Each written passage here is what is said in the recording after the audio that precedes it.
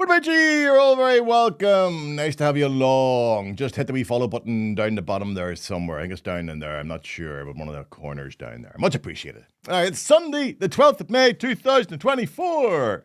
That means it is time for... Yeah,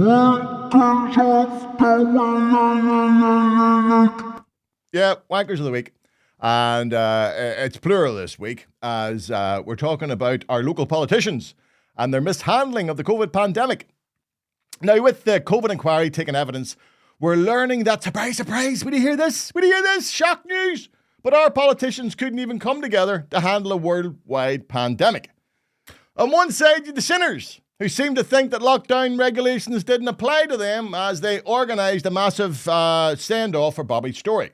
On the other side was Edwin Poots, who claimed COVID was a Fenian disease, saying that pippies were 6 times more likely to catch COVID than the clean Protestant population.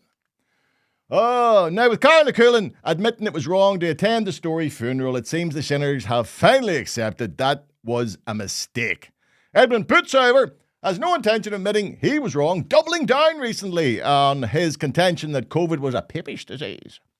In a written statement to the COVID inquiry, Poots cites Gaelic games as the reason for a surge in coronavirus cases. His contention being that as GAA games are played from spring through to autumn, and it being a very popular sport, he had had feedback about post-match celebrations involving a lot of hugging, etc. at GAA matches. He therefore concluded that this was the reason COVID spiked where the GAA was popular. I must presume hugging at GAA matches is a black swan event, as I personally never witnessed such behaviour, even though I played the game from the age of 6 until I was near 20. I did, however, witness many other things at GAA games, such as headbutts, punches, kicks, and on one occasion, a man knocking himself clean out, having run into the goalposts. But hugging? No hugging. Hugging is the one thing I never witnessed. Though, considering the way the youngsters are today, maybe it's catching on. I don't know. Richard Pengelly, the permanent secretary at Stormont's Department of Health during the pandemic, well, he told the inquiry that we had a very tired health workforce, and that had the power-sharing institutions not been suspended in the years before, the North might have been better prepared. Well, no shit, Sherlock. As we entered a worldwide pandemic, our political class were once again off on paid holiday, abdicating decision-making to civil servants. Talking to civil servants, David Sterling, the former head of the Northern Ireland Civil Service, wrote at the time that even in a crisis, ministers seemed keener on scoring points off each other rather than helping the citizen. He claimed that local ministers had been too quick to retreat into campaigning or community activist mode.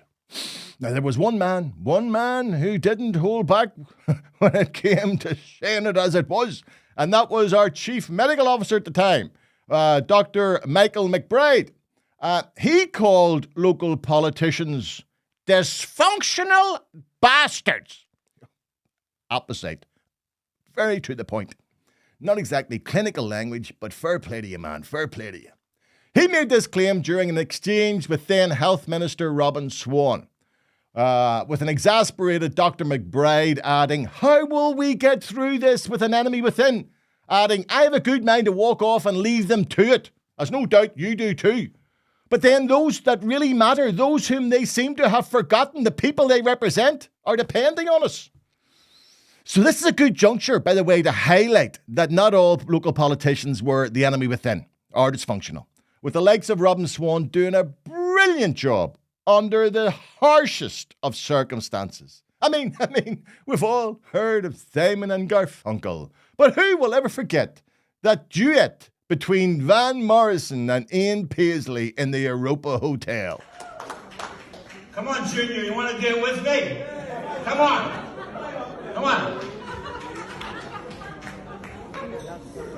Robin Swan is very dangerous. Robin Swan is extremely dangerous. Robin Swan is dangerous. Idiots are dangerous. That's who dangerous. Morons are dangerous. Of course, Ian Jr. had to yet again give a grovelling apology, something he's getting very, very good at because he's a dick.